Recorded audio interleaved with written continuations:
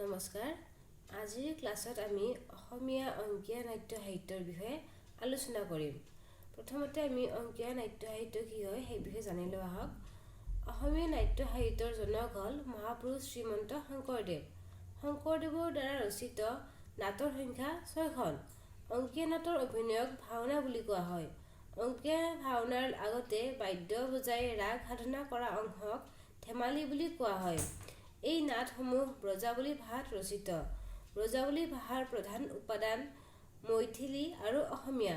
সৰ্বসাধাৰণৰ মাজত ভগৱত প্ৰেম আৰু ভক্তি প্ৰচাৰ এই নাটৰ প্ৰধান উদ্দেশ্য আছিল। এতিয়া আমি অসমীয়া অংকীয়া নাট্য সাহিত্যৰ কেইটামান সৰু সৰু প্ৰশ্ন আলোচনা কৰিম। এতিয়া ১ নম্বৰ প্ৰশ্ন, অসমীয়া নাট্য সাহিত্যৰ জনক কোন? এনচাৰটো হ'ল শংকৰদেৱ। ২ নম্বৰ প্ৰশ্ন, শংকৰদেৱৰ দ্বাৰা ৰচিত নাটৰ সংখ্যা কিমান? উত্তৰ হৈছে ৬খন। ৩ নম্বৰ প্ৰশ্ন, শংকৰদেৱৰ প্ৰথম নাট কি আৰু ইয়াৰ প্ৰথম অভিনয় ক'ত হৈছিল? উত্তৰটো হৈছে প্ৰথম নাট হৈছে চিহ্নযাত্ৰা আৰু ইয়াৰ প্ৰথম অভিনয় হৈছিল বৰদোৱাত। ৪ নম্বৰ প্ৰশ্ন, অসমীয়া সাহিত্যৰ সংলাপবিহীন প্ৰথম নাটখন কি?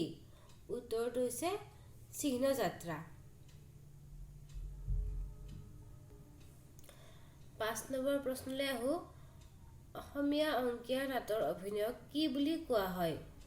আমি ইতিমধ্যে আলোচনা কৰিছোঁৱে, ইয়াক কোৱা হয় ভাওনা বুলি। ৬ নম্বৰ প্ৰশ্ন, অংকীয়া নাটৰ ধেমালি কেইবিধ? উত্তৰটো হৈছে ৭ বিধ। এতিয়া আহিছোঁ ৭ নম্বৰ প্ৰশ্নলৈ। অংকীয়া নাটসমূহ কি ভাষাত ৰচিত? উত্তৰটো হৈছে ব্ৰজাৱলী ভাষা। ৮ নম্বৰ প্ৰশ্ন, অংকীয়া নাটৰ আঁত ধৰোঁতাজনক কি বুলি কোৱা হয়? উত্তৰ হৈছে সূত্ৰধাৰ। ৯ নম্বৰ প্ৰশ্ন, অংকীয়া নাটৰ স্বকীয় বৈশিষ্ট্য কি? উত্তৰটো হৈছে গীতৰ প্ৰাধান্য।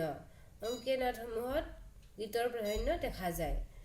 ১০ নম্বৰ প্ৰশ্নটো হৈছে ভটিমা কি? ভটিমা হৈছে প্ৰশস্তি বা গুণ গৰিমা প্ৰকাশ কৰা এক প্ৰকাৰ গীত। ১১ নম্বৰ প্ৰশ্নলৈ আহোঁ। ১১ নম্বৰ প্ৰশ্নটো হৈছে ভাট কি? ভাট হৈছে প্ৰশস্তি গীত গাই ফুৰা ভ্ৰাম্যমাণ গায়ক। ১২ নম্বৰ প্ৰশ্ন, শংকৰদেৱৰ সৰ্বশ্ৰেষ্ঠ নাটখনৰ নাম কি? উত্তৰটো হৈছে পাৰিজাত হৰণ। আজিলৈ ইমানে। আমি নেক্সট ভিডিঅ'টোত আকৌ অংকীয়া নাট্য সাহিত্যৰ ওপৰত কেইটামান প্ৰশ্ন লৈ আহিম।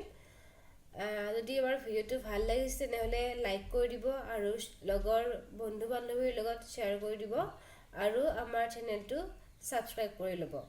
ধন্যবাদ।